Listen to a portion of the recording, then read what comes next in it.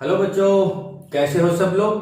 तो आज जो है हम बेटा हमारे इस वीडियो के अंदर हमारी कक्षा 10 के विषय विज्ञान का जो अध्याय 2 है जिसका नाम अम्ल क्षारक एवं लवण है वो शुरू करेंगे। तो आइए शुरू करते हैं। तो बेटा जैसा यहाँ पर लिखा हुआ है हमारा जो अध्याय है उसका नाम है अम्ल क्षारक एवं लवण। तो हमारे मन में यही बात सबसे पहले आती है कि अम्ल क्या होते हैं। ठीक है, तो अम्ल क्या होते हैं बेटा? वे पदार्थ जो स्वाद में कैसे होते हैं, खट्टे हों और क्या करें, नीले लिटमस को लाल कर दें। लाल कर दें वो क्या कहलाएंगे? अम्ल कहलाते हैं। ठीक है, तो अम्ल हमारे कौन से पदार्थ हो गए? अम्ल हमारे वो पदार्थ हो गए जो क्या करते हैं, स्वाद में वो खट्टे होते हैं और जो नीले लिटमस को क्या कर देते हैं, लाल कर देते हैं। वो आपके क्या कहलाते हैं? वो आपके अम्ल कहलाते हैं। अब अम्ल की एक खासियत होती है। क्या खासियत होती है? जो आपके अम्ल हैं जलीय विलयन के अंदर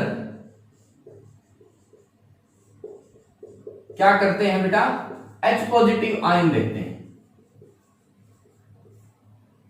ठीक है, जो आपके अम्ल हैं वो क्या करते हैं, उनका जो जलीय विलयन होता है उसके अंदर वो H पॉजिटिव आयन देते हैं, अम्ल कहलाते हैं। हमने 9वीं कक्षा के अंदर आयनों के बारे में पढ़ा था कि आयन होते क्या हैं, एक धनायन होते हैं और एक ऋणायन होते हैं। जिनके ऊपर प्लस का चार्ज हो, प्लस आवेश हो, धन आवेश हो, वो आपके क्या कहलाते हैं? धनायन। और जिनके ऊपर ऋण आवेश हो वो आपके क्या कहलाते हैं? ऋणायन। ठीक है, इसके बाद आपका आता है क्षारक। क्षारक क्या होते हैं? क्षारक हमारे वे पदार्थ होते हैं, वे पदार्थ जो स्वाद में कैसे होते हैं? कड़वे। जो स्वाद में कैसे हो बेटा? कड़वे हो और क्या करे वो, जो आपका लाल लिटमस है, जो आपका लाल लिटमस पत्र या जो आपका लाल लिटमस विलयन है उसको क्या कर देंगे? नीला कर दें। क्या कर दें? नीला कर दें। क्या कहलाते हैं बेटा? वो आपके क्षारक कहलाते हैं। इनकी क्या खासियत है?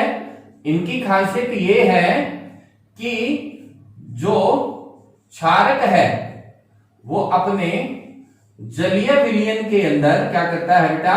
OH नेगेटिव आयन देगा। ठीक है, जलीय विलयन में OH नेगेटिव आयन देता है। ठीक है ना, तो ये जो है आपके क्षारक की विशेषता है। अम्ल की विशेषता, स्वाद में खट्टे, नीले लिटमस को लाल कर देंगे और जलीय विलयन में H पॉजिटिव आयन देंगे। अम्ल और जो क्षारक है वो आपके स्वाद में कड़वे होंगे, लाल लिटमस को नीला कर देंगे और जो है जो आपका क्षारक है वो जलीय विलयन में OH नेगेटिव आयन देगा। इसी तरीके से हमारे पाठ का जो नाम है इसमें तीसरा जो आपका शब्द आता है वो आता है लवण। अब बेटा लवण क्या होते हैं? लवण अम्ल और क्षारक जो है आपस में मिलके बनाते हैं। ठीक है ना, तो आप कह सकते हो अम्ल और क्षारक की अभिक्रिया से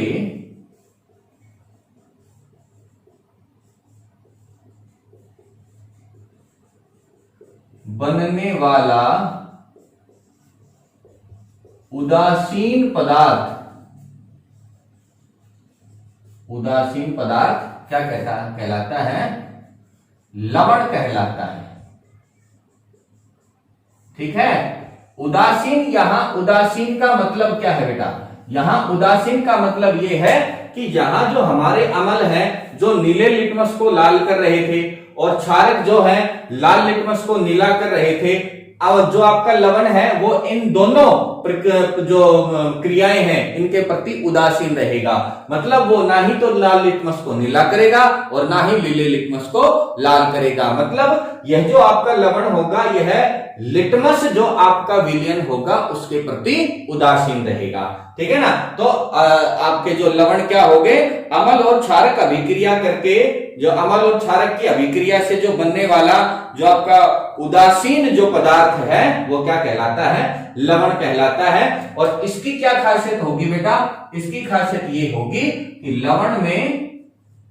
लवण एक आयोनिक पदार्थ है। ठीक है ना। आयनिक पदार्थ क्या होते हैं बेटा, आयनिक पदार्थ आपके वो पदार्थ होते हैं जो आयनों से मिलकर बने हैं। ठीक है ना।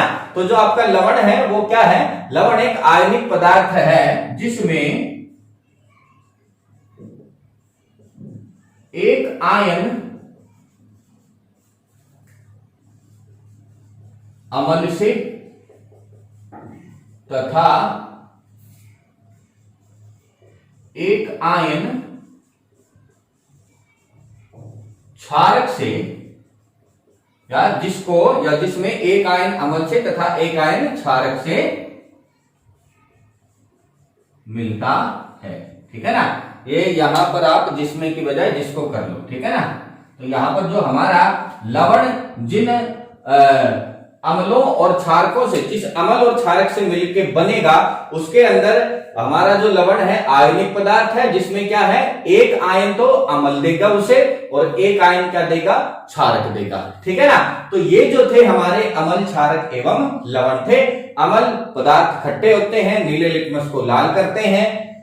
क्षारक कड़वे होते हैं, लाल लिटमस को नीला करते हैं। और जो लवण है वो क्या है बेटा, लिटमस के प्रति उदासीन होंगे और वो आपके आयनिक पदार्थ होते हैं। ठीक है ना। जिसमें एक आयन जो अम्ल से होता है और एक आयन जो है आपका क्षारक से होता है। ठीक है।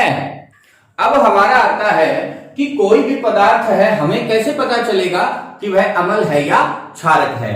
तो बेटा उसके लिए हमारे कुछ एक ऐसे पदार्थ होते हैं जो क्या है, अपना रंग या अपनी गंध को बदल के ये इंगित करते हैं कि ये पदार्थ आपका अम्ल है या ये पदार्थ आपका क्षारक है। तो उन जो पदार्थ हैं उनको हम बोलते हैं सूचक। ठीक है। सूचक क्या है, सूचक हमारा एक ऐसा पदार्थ है जो अपना रंग या गंध बदल के हमें बताता है कि कोई भी पदार्थ जो है वो अम्ल है या क्षारक है। तो यहां पर आप लिख सकते हो सूचक क्या होता है, वह पदार्थ जो अपना रंग या गंध बदलकर अम्ल एवं क्षारक को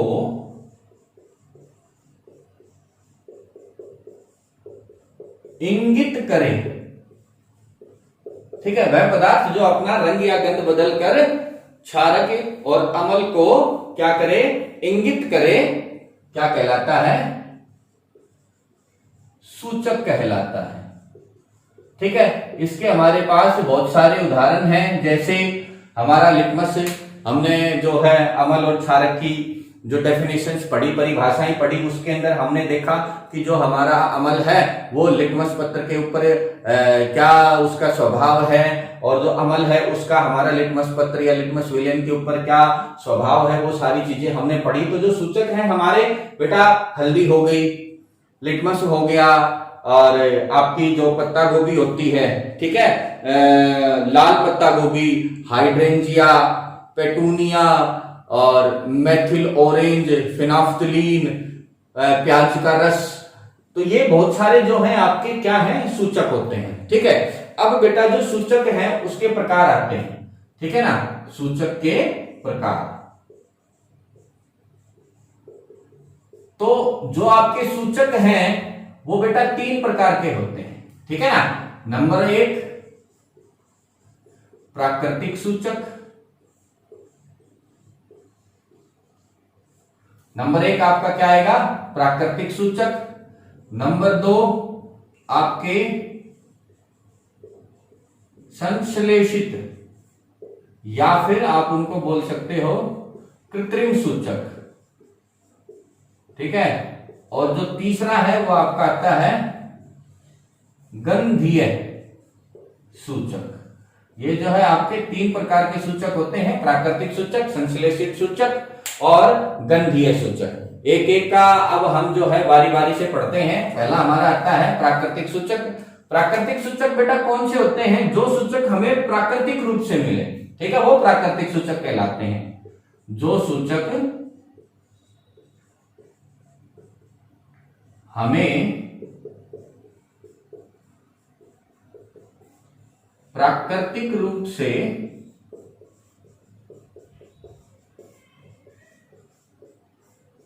मिलते हैं प्राकृतिक सूचक कहलाते हैं, ठीक है। उसको हम क्या बोलेंगे? प्राकृतिक सूचक बोलेंगे।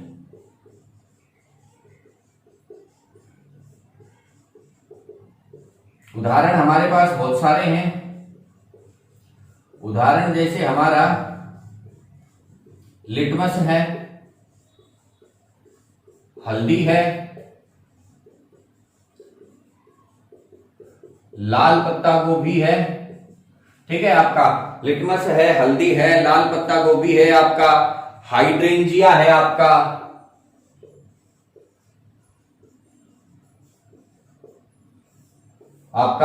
हाइड्रेंजिया है, और आपका क्या है? आपका है पेटूनिया आदि। ये जो है ये कौन से हैं? ये आपके प्राकृतिक सूचक हैं जो हमें प्राकृतिक रूप से प्राप्त होते हैं। ये हमारे वो सूचक हैं, लिटमस, हल्दी, लाल पत्ता गोभी, हाइड्रेंजिया, पेटूनिया। इसमें जो है हम लगभग बेटा लिटमस का बहुत ज्यादा इस्तेमाल करते हैं, लिटमस और इनका। तो देखते हैं लिटमस क्या है। तो जो आपका जो लिटमस है, जो आपका लिटमस जो प्राकृतिक सूचक है, यह हमें क्या है? एक लिचिन नाम का एक पौधा होता है, लिचिन। जो हमें लिटमस है ये कहां से मिलता है? लिटमस जो है हमारा, ये हमें थैलोफाइटा समूह के एक लिचन पौधे से मिलता है। ये हमें थैलोफाइटा समूह के जो है हमें क्या है? ये थैलोफाइटा समूह के लिचेन पौधे से मिलता है ये हमें, ठीक है ना। किससे? लिचेन पौधे से मिलता है, ठीक है। लिटमस जो है थैलोफाइटा नाम का एक पौधों का समूह है, उसके अंदर हमारा एक पौधा है लिचेन। तो इससे जो है हम इसको एक्सट्रैक्ट करते हैं, इससे इसको हम जो है निकालते हैं, ठीक है ना। और ये जो आपका लिटमस जो है, जो आपका लिटमस जो विलियन है, ये क्या है? एक बैंगनी रंग का रंजक होता है। रंजक का मतलब डाई, ठीक है ना, मतलब जिसका अपना रंग हो उसको हम क्या बोलेंगे? रंजक बोलेंगे, ठीक है ना। तो ये जो आपका लिटमस विलियन है, ये क्या है? एक बैंगनी रंग का क्या होता है बेटा? रंजक होता है। और इसकी खासियत क्या है? वैसे तो जो हमारा लिटमस है, इसका अपना रंग तो बैंगनी होता है, मतलब इसका जब ये हम इसको अम्लीय क्षारक में नहीं मिलाएंगे तो जो है इसका रंग कैसा रहेगा? बैंगनी रहेगा। लेकिन अगर हम मान लो लिटमस को किसके अंदर? अम्लीय विलयन में मिला देते हैं, ठीक है ना, ठीक है ना। अगर हम लिटमस को अम्लीय विलयन में मिला देते हैं, या फिर लिटमस का हम अम्लीय विलयन अगर बना ले, तो उसका रंग क्या होता है? लाल, ठीक है ना। तो आप लिख सकते हो लिटमस के अम्लीय विलयन को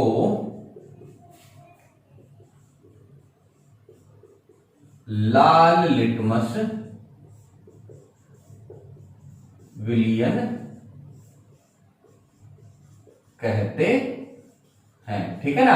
आपने अपनी 9वीं कक्षा के अंदर और इनके अंदर पढ़ा होगा कि भाई लाल लिटमस विलयन, नीला लिटमस विलयन। तो जो लाल लिटमस विलियन है वो कैसे बनाया जाता है? हमारा जो लिटमस विलियन है उसको अम्लीय करके, यानी उसमें थोड़ा सा अम्ल मिला देते हैं हम, तो जो हमारा वो लिटमस का विलियन है वो कैसे रंग का हो जाता है? लाल रंग का हो जाता है। और हम उसको फिर क्या कहने लग जाते हैं? हम उसको लाल लिटमस कहने लग जाते हैं। इसी तरह से जो आपका लिटमस है, इसका जो क्षारीय विलयन होगा, लिटमस के जो क्षारीय विलयन है उसको, क्षारीय विलयन को नीला लिटमस विलयन कहते हैं। ठीक है ना? तो ये आपका जो है नीला लिटमस विलयन होगा। जो आपका लिटमस है उसका जो क्षारीय विलयन होगा उसका रंग कैसा होगा? नीला होगा। और जो आपका लिटमस का अम्लीय विलयन जो है उसका रंग कैसा होगा? लाल होगा। इसी तरीके से जो है आपका एक और आता है हल्दी। हल्दी जो है ये भी आपका जो है प्राकृतिक सूचक है। इसके अंदर क्या होता है? हल्दी जो है बेटा, अम्लीय विलयन के अंदर तो इसका जो रंग होता है, आप सभी को पता है हल्दी पीले रंग की होती है, तो अम्लीय विलयन में ये जो है पीली ही रहेगी, लेकिन क्षारीय विलयन में क्या है? ये लाल रंग देती है। ठीक है? तो इसमें लिखना चाहो तो लिख लो, नहीं लिखना चाहो तो कोई जरूरी नहीं है। इसका जो है थोड़ा सा हमें लिखना था। ठीक है ना? तो ये आपका जो है लिटमस के बारे में, उन हमारे जो है प्राकृतिक सूचक जो हैं उनके बारे में था। अब जो है बात आती है हमारे सूचक नंबर 2 की, संश्लेषित या फिर कृत्रिम सूचक। कृत्रिम का मतलब बेटा मानव निर्मित। ठीक है ना? तो मतलब जो हमारे सूचक जो प्रयोगशाला में बनाए जाते हैं उनको हम संश्लेषित या कृत्रिम सूचक कहेंगे। वे सूचक जो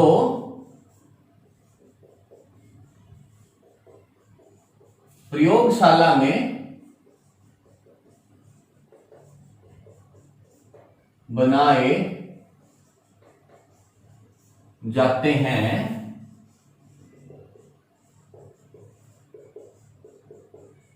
संश्लेषित या जो है आपके कृत्रिम सूचक कहलाते हैं।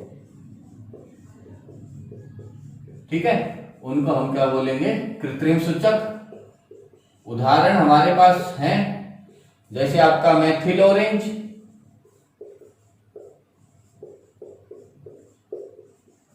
और दूसरा जो है आपका क्या है? फिनोफ्थलीन।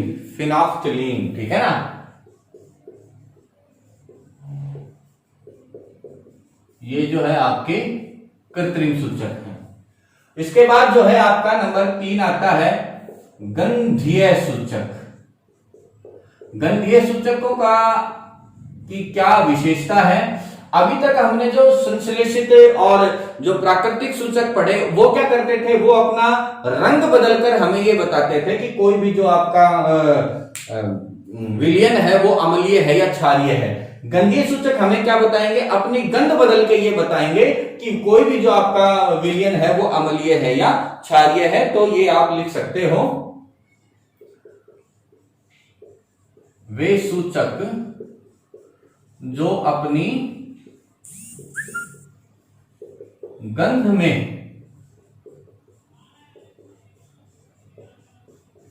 परिवर्तन कर अम्ल एवं क्षारक को इंगित करें, क्या कहलाएंगे? गंधीय सूचक कहलाते हैं। ठीक है? उदाहरण हमारे पास जैसे प्याज का रस, प्याज का रस, वेनिला, जो वेनिला है वो भी क्या है? आपका गंधीय सूचक है। और क्या है? लौंग का तेल। ये जो है बेटा, ये हमारे गंधीय सूचक हैं जो अपनी गंध बदल के हमें ये बताएंगे कि जो है कोई भी आपका जो विलयन है वो क्या है, अम्लीय है या क्षारीय है। तो इनको जो है हम गंधीय सूचक कहते हैं।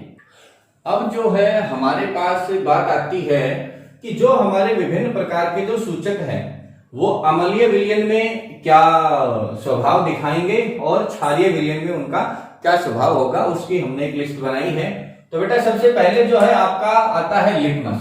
लिटमस वैसे तो जो इसका रंग है बैंगनी होता है, ठीक है ना, उदासीन जो है ये बैंगनी होता है, लेकिन अगर हमने इसको अमल में डाल दिया तो इसका रंग लाल हो जाएगा और अगर क्षार में डाल दिया तो इसका रंग नीला हो जाएगा, ठीक है ना। और जब आप किसी भी नीले लिटमस को अमल में डालोगे तो वो लाल होगा और किसी भी लाल लिटमस को अगर अमल में डालोगे तो वो नीला हो जाता है। हल्दी जो है का सामान्य रंग पीला होगा, यानी अमल के अंदर जो है वो पीला रंग दिखाएगी और क्षार के अंदर लाल रंग के अंदर परिवर्तित हो जाती है। आप अपने रोजमर्रा की जिंदगी में देखते होंगे, जब भी घर के अंदर कोई कपड़ा ऐसा हो जिसके ऊपर हल्दी का दाग पड़ जाए और जब हम उसको धोते हैं तो जो हमारा साबुन होता है वो क्षारीय प्रकृति का होता है। तो जैसे ही साबुन का पानी, साबुन का घोल हमारे उस कपड़े के उस डब्बे पे पड़ता है तो वो डब्बा जो है आपका लाल हो जाता है। अगर अब तक नहीं देखा है तो आप घर के ऊपर ये चीज करके देख सकते हो। मैथिल ऑरेंज जो है बेटा अमल के अंदर लाल रंग दिखाएगा और क्षारक के अंदर उसका रंग कैसा होगा, पीला रंग होगा। इसी तरीके से जो आपका फिनाफ्थलीन है ये क्या है, अमल के अंदर रंगहीन है, यानी अमल में ये कोई भी रंग नहीं दिखाएगा, लेकिन जो क्षारक है इसके अंदर इसका रंग बैंगनी या गहरा गुलाबी रंग होगा, ठीक है ना। उसी के साथ आपका जो प्याज का रंग है अमल के अंदर इसकी गंध आएगी। प्याज की जो गंध होती है आप सभी को पता है, प्याज की जो गंध होती है तो अमल के अंदर तो ये वो गंध दिखाएगा, तीक्ष्ण गंध दिखाएगा, लेकिन क्षारक के अंदर ये क्या है, उसकी गंध गायब हो जाएगी। कैसे क्या हम करेंगे, एक कपड़ा लो, ठीक है, और प्याज के छोटे छोटे टुकड़े जो काट के जो है उसको एक कपड़े में बांध के फ्रिज के अंदर रख दो, पूरी रात जो है फ्रिज में रखा रहने दो, सुबह उसको उठाओ, कपड़े को लो, उसके प्याज उसके अंदर से निकाल दो और उसका छोटा सा टुकड़ा काटो, ठीक है ना, और उसको बारी बारी दो टुकड़े लो, एक टुकड़े को अम्लीय विलयन में डालो और दूसरे टुकड़े को क्षारीय विलयन में डालो। आप देखोगे कि जब आप अम्लीय विलयन में डालोगे तो उसकी गंध वैसी की वैसी रहेगी, कुछ तेज ही हो जाएगी, लेकिन क्षारीय विलयन के अंदर उस कपड़े की गंध बिल्कुल चली जाएगी, जिससे हमें पता चल जाएगा कि कौन सा विलयन जो है अम्लीय है और कौन सा विलयन जो है आपका क्षारीय है। इसी तरह से जो आपका वेनिला होता है, वेनिला के अंदर भी यही होगा, अमल के अंदर वो अपनी जो उसकी गंध होगी वो दिखाएगा, लेकिन क्षारक के अंदर उसकी गंध नहीं दिखाएगा। इसी तरीके से जो लौंग का तेल है उसके अंदर जो अम्लीय विलयन में ये अपनी गंध दिखाएगा और क्षारीय विलयन में अपनी गंध नहीं दिखाएगा। तो ये जो थे ये आपके सूचक थे और उनका स्वभाव था कि किस तरह से वो विभिन्न प्रकार के अम्लीय और क्षारीय विलयनों में अपना रंग या गंध बदलकर जो है ये बताते हैं कि यह विलयन अम्लीय है या क्षारीय है।